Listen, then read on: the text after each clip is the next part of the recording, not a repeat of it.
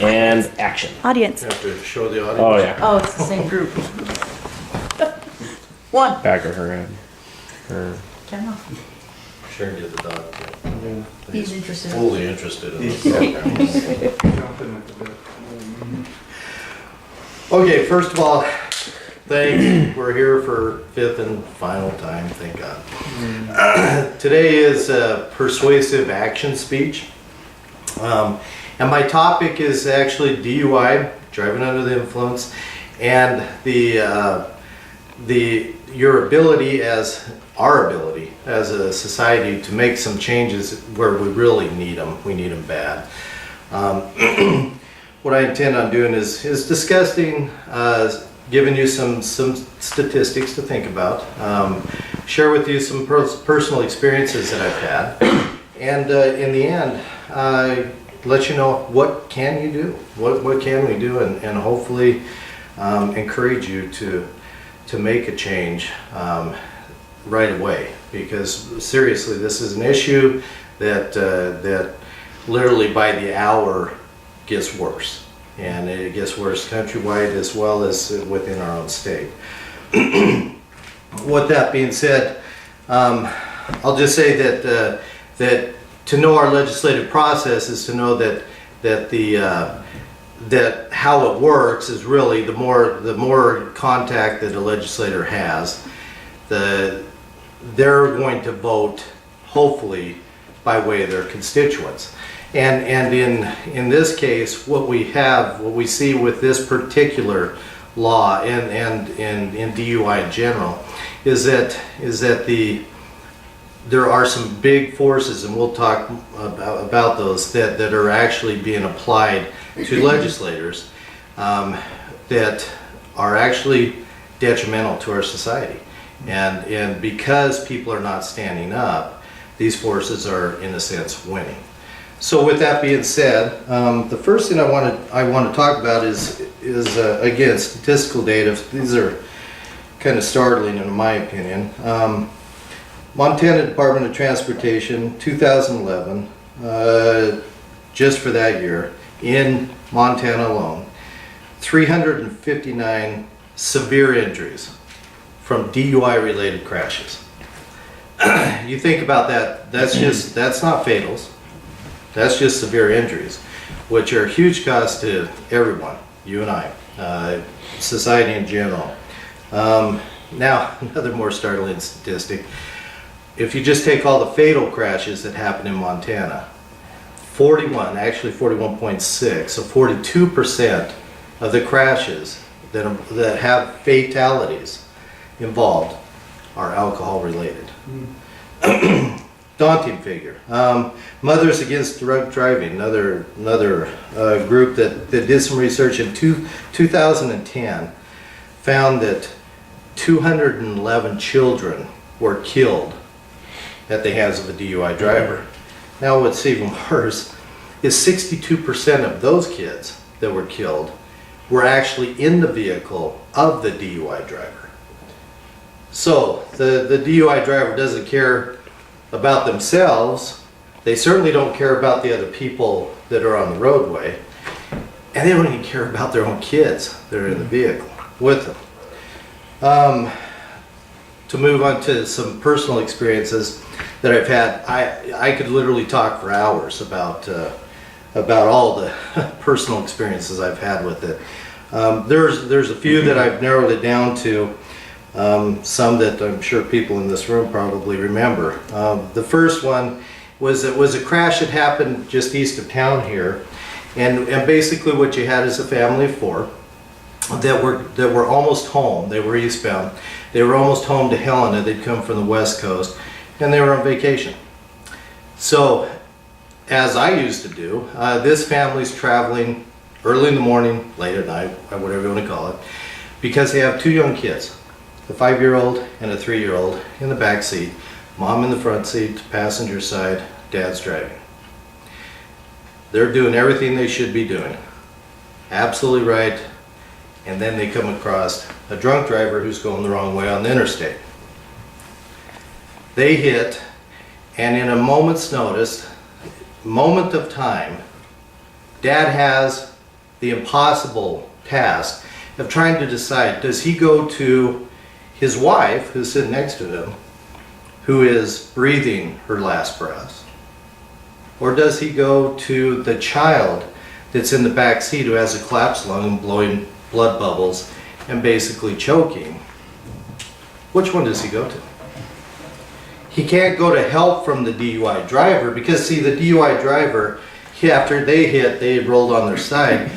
He was able to make it out of his vehicle and he ran. So this is the kind of scene that we arrived at. Another case. Was a case that again people are going to be familiar with. Is a case where a female driver hits the back end of a motor scooter and basically throws that person from the vehicle. I see some heads nodding. This person that she hit is a father of 15 kids. Now, they weren't all biologically his kids, but he's the type of individual that he's taken in hard luck cases and making a life with these kids. That's the kind of individual this is. And this person is working late at night at DirecTV, coming home, doing everything right, and he gets hit from behind by a female who's drunk. Now, this female, she stops. Good for her, she stops. The problem is that she got out, she walked around, and this guy, despite having a helmet, had severe head injuries. And she looks and says, goes back to her vehicle, hops in, takes off, drives home, and goes to sleep. And leaves him for dead in the middle of the road. One final case that if that wasn't enough, a case where you have 4 young women, teenagers, walking alongside the road, best friends, if you can imagine, 14 to 17 or whatever the ages were, teenagers, best friends, walking along, minding their own business, and a drunk driver piles into the 4 of them.